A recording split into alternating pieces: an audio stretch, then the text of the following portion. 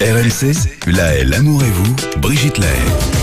Notre fil d'Ariane, un maillot de bain qui fait polémique. Ça doit être le fameux maillot de bain dont nous parlait Bénédicte Martin hier. Tout à fait, c'est exactement Alors, ça. Je regarde. Donc du coup, je m'y suis intéressée de plus près et en effet, c'est la marque The Tata Top. C'est étonnant, on a vraiment l'impression qu'elle ait les seins nus. C'est fait exprès. C'est donc un maillot de bain bikini trompe-l'œil qui a été créé par cette marque pour pouvoir absolument dénoncer la pudeur exagérée de certaines politiques de modération de certains réseaux sociaux, parce que pour n'en citer que deux, Facebook et Instagram. Et est-ce qu'on fait le slip pour hommes, même version? Moi, ça me ferait beaucoup rire aussi. Alors, je sais qu'il existe des slips avec des trompes d'éléphant, vous voyez, pour cacher son sexe, ou toutes sortes de petits animaux. Une fois, je vous ai montré il y a 2 ans, Alors, je ne sais pas s'il faut rire quand on les porte ou si vraiment ça met en valeur les atouts masculins, les attributs masculins.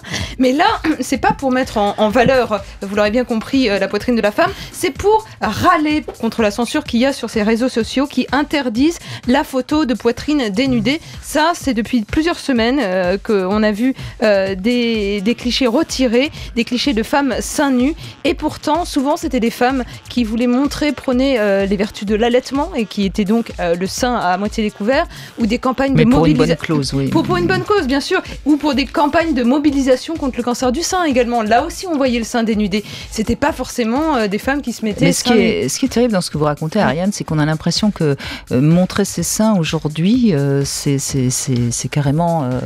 C'est redevenu quelque chose, effectivement, de plus compliqué. J'ai l'impression qu'il y a un retour en arrière quand même qui m'inquiète. Mais d'autant, regardez, il y a une anecdote qui est amusante. Vous le savez peut-être pas, moi je l'ai découvert à New York. On a le droit, hommes comme femmes, de se promener seins nus dans les rues. Oui. Et il y a beaucoup des policiers qui ont été rappelés à la loi parce qu'ils ont interpellé des jeunes New-Yorkaises seins nus à se promener dans la rue en disant « Écoutez, non, je vous verbalise, vous ne mettez pas seins nus comme ça sur la voie publique. » Sauf que si, dans la loi, c'est marqué « Vous avez le droit d'être seins nus. » Donc c'est là où il y a une inégalité, effectivement, au niveau de la compréhension de ce qui est permis ou interdit.